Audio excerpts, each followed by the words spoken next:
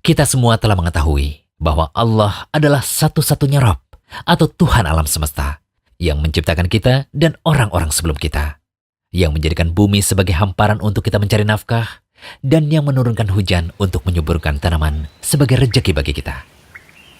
Setelah kita mengetahui demikian, hendaklah kita hanya beribadah kepada Allah semata dan tidak menjadikan baginya tandingan atau sekutu dalam beribadah. Allah Ta'ala berfirman yang artinya, Dialah yang menjadikan bumi sebagai hamparan bagimu dan langit sebagai atap. Dan Dia menurunkan air hujan dari langit, lalu Dia menghasilkan dengan hujan itu segala buah-buahan sebagai rejeki untukmu. Karena itu janganlah kamu mengadakan sekutu-sekutu bagi Allah, padahal kamu mengetahui. Surah Al-Baqarah ayat 22. Sahabat Ibnu Abbas radhiyallahu anhu yang sangat luas dan mendalam ilmunya menafsirkan ayat tadi dengan mengatakan, yang dimaksud membuat sekutu bagi Allah adalah berbuat syirik. Syirik adalah suatu perbuatan dosa yang lebih sulit atau sangat samar untuk dikenali daripada jejak semut yang merayap di atas batu hitam di tengah kegelapan malam.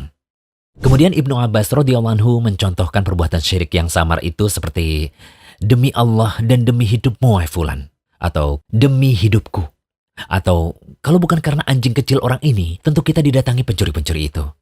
Atau kalau bukan karena angsa yang ada di rumah ini, tentu datanglah pencuri-pencuri itu. Dan ucapan seseorang kepada kawannya misalnya, atas kehendak Allah dan kehendakmu.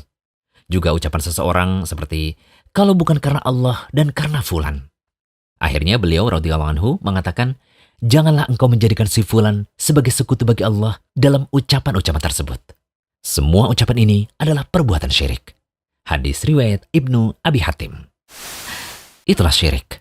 Ada sebagian perbuatan yang telah diketahui dengan jelas bahwa perbuatan itu adalah syirik, seperti menyembelih, bernadar, berdoa, meminta dihilangkan musibah atau istighosah kepada selain Allah, dan terdapat pula bentuk syirik seperti yang dikatakan Ibnu Abbas dalam hadis tadi, yang sangat sulit dikenali atau sangat samar.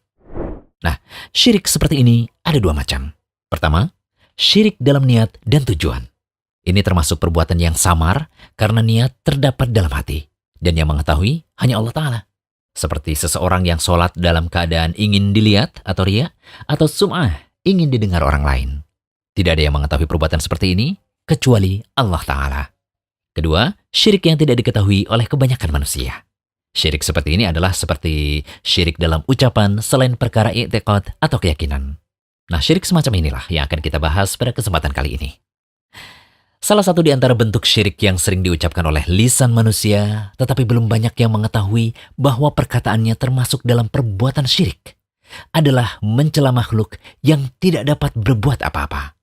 Misalnya nih, bencana ini biasa terjadi karena bulan ini adalah bulan suruh. Atau mengatakan begini, sialan, gara-gara angin ribut ini nih, kita jadi gagal panen. Ya, sebagian orang begitu mudah mengucapkan perkataan-perkataan seperti tadi. Padahal makhluk yang kita cela tersebut tidak mampu berbuat apa-apa kecuali atas kehendak Allah. Mencaci mereka pada dasarnya telah mencaci dan menyakiti yang telah menciptakan dan mengatur mereka, yaitu Allah Ta'ala. Dalam sebuah hadis qudsi, Rasulullah SAW bersabda, Allah Ta'ala berfirman, manusia menyakiti aku. Dia mencaci maki masa atau waktu, padahal aku adalah pemilik dan pengatur masa. Akulah yang mengatur malam dan siang menjadi silih berganti. Hadis riwayat Bukhari dan Muslim dari Abu Hurairah. Rasulullah SAW juga bersabda, janganlah kamu mencaci maki angin. Hadis riwayat Tirmidzi. Syekh Al-Albani mengatakan bahwa hadis ini sahih. Dari dalil-dalil ini terlihat bahwa mencaci maki masa atau waktu, angin, hujan, dan makhluk lain yang tidak dapat berbuat apa-apa adalah terlarang. Larangan ini bisa termasuk syirik akbar atau syirik yang mengeluarkan seseorang dari Islam jika diyakini makhluk tersebut sebagai pelaku dari sesuatu yang jelek yang terjadi. Meyakini demikian berarti meyakini bahwa makhluk tersebutlah yang menjadi hal baik dan buruk. Dan ini sama saja dengan menyatakan ada pencipta selain Allah. Namun, jika diyakini yang menakdirkan adalah Allah, sedangkan makhluk-makhluk tersebut bukan pelaku dan hanya sebagai sebab saja, maka seperti itu termasuk keharaman. Tidak sampai derajat syirik. Tapi apabila yang dimaksudkan cuma sekedar pemberitaan seperti mengatakan, aduh hari ini sangat panas sekali, sehingga kita menjadi capek. Nah, ucapan seperti ini tanpa tujuan mencela sama sekali, maka seperti ini tidaklah mengapa. Untuk itu, kita harus berhati-hati dalam berucap. Sebagaimana sabda Rasulullah Sallallahu Alaihi Wasallam, sesungguhnya ada seorang hamba berbicara dengan suatu perkataan yang tidak dia pikirkan. Lalu Allah mengangkat derajatnya disebabkan perkataannya itu. Dan ada juga seorang hamba yang berbicara dengan suatu perkataan yang membuat Allah murka dan tidak pernah dipikirkan bahayanya. Lalu dia dilemparkan ke dalam jahanam. Hadis riwayat Bukhari. Semoga pembahasan ini menjadikan kita lebih berhati-hati dalam berucap. Hanya Allah yang memberi taufik dan hidayah. Jangan lupa kunjungi rumaiso.com. Update setiap hari, insya Allah.